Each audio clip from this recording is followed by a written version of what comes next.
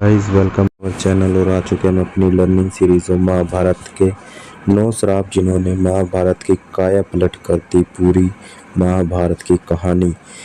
क्यों महाभारत में इन लोगों को मिला था श्राप, तो हमने 2 पार्ट पहले भी बनाए हैं इस लर्निंग सीरीज ऑफ महाभारत के श्राप के, तो आप उन्हें जाके देख सकते हैं। और ये लास्ट पार्ट है हमारी आज की इस वीडियो का और इस लर्निंग सीरीज का। तो पहले 2 पार्टों को जरूर देखें ताकि आप को पता चले कि उन 2 पार्टों में किसके बारे में बात करी थी। एक छोटा सा रिकैप बता देते हैं हम आपको। उसमें हमने किस किस के बारे में बात करी, कौन कौन से श्रापों के बारे में बात करी है, जो पहले और दूसरे पार्ट में हमने बात करी है।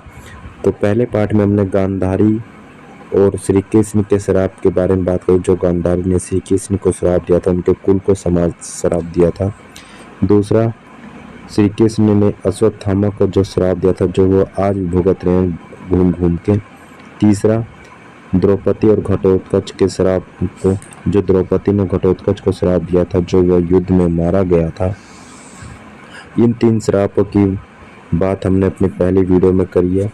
और दूसरे पार्ट में हमने बात करी है अम्बा ने दिया था श्राप भीष्म पितामह को उनकी मृत्यु के लिए। दूसरा, पांडु को दिया ऋषि ने श्राप, पांडु को ऋषि जी ने श्राप दिया था उनकी मृत्यु का। और तीसरा, हमने सेकंड पार्ट में बात करी थी कर्ण को मिला था श्राप, वो भी उसकी झूठ बोलकर शिक्षा लेने के लिए, वही परशुराम जी से। तो आज की अपनी लास्ट और आखिरी एपिसोड में बात करेंगे गाइस पार्ट 3 में। हम आज की अपनी इस वीडियो में अर्जुन को मिला था श्राप। तो अर्जुन को क्या श्राप मिला था, चलिए जानते हैं आज की अपनी इस वीडियो में।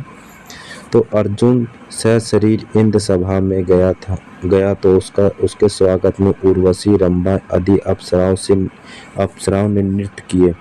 अर्जुन के रूप में सौंदर्य पर मोहित हो उर्वशी उसके निवास स्थान पर आ गई और प्रणय निवेदन किया। साथ में ही इसमें कोई दोष नहीं लगता, इसके पक्ष में उन्होंने दलीलें भी दी, किंतु अर्जुन ने अपने दृढ़ इंद्रिय संयम को परिचय दिया। उर्वशी अपने कामुक प्रदर्शन और तर्क देकर अपनी काम वासना तृप्त करने में असफल रही तो क्रोधित होकर उसने अर्जुन को 1 वर्ष तक नपुंसक होने का श्राप दे दिया। अर्जुन ने उर्वशी से शापित होना स्वीकार किया, परंतु संयम नहीं तोड़ा। जब यह बात उनके पिता इंद्र को पता चली तो उन्होंने अर्जुन से कहा, हे पुत्र, तुमने तो अपनी इंद्रिय संयम द्वारा ऋषियों को भी पराजित कर दिया। तुम जैसे पुत्र को पाकर कुंती वास्तव में श्रेष्ठ पुत्र वाली है। उर्वशी का श्राप तुम्हें वरदान रूप सिद्ध होगा। भूतल पर वनवास के 13 वर्ष में तुम्हें अज्ञातवास करना पड़ेगा, उस समय यह सहायक होगा। उसके बाद तुम अपना पुरुषोत्तम फिर से प्राप्त कर लोगे। इस शाप के चलते अज्ञातवास के समय अर्जुन ने विराट के महल में नर्तक वेश में रहकर विराट की राजकुमारी को संगीत और नृत्य विद्या सिखाई थी। तत्पश्चात वह सब मुक्त हो गए थे। दूसरा, दुर्योधन को भी मिला था श्राप। तो दुर्योधन को श्राप किसने दिया था और क्यों दिया था? एक बार धृतराष्ट्र के दरबार में महर्षि मैत्रेय उपस्थित हुए। मैत्रेय जी ने कहा कि राजन, तीर्थ यात्रा करते हुए वह संयोग वंश कामायक वन में युधिष्ठिर से मेरी भेंट हो गई। वह आजकल तपोवन में रहते हैं, उनके दर्शन के लिए वहां बहुत से ऋषि मुनि आते हैं। तब वहीं यह सुनकर तुम्हारे पुत्रों ने पांडवों को जुए में धोखे से हराकर वन में भेज दिया। वहां से मैं तुम्हारे पास आया हूँ। उन्होंने धृतराष्ट्र से इतना कहकर पीछे मुड़ते हुए दुर्योधन से कहा कि तुम जानते हो पांडव कितने वीर और शक्तिशाली हैं, तुम्हें उनकी शक्ति का अंदाजा नहीं है।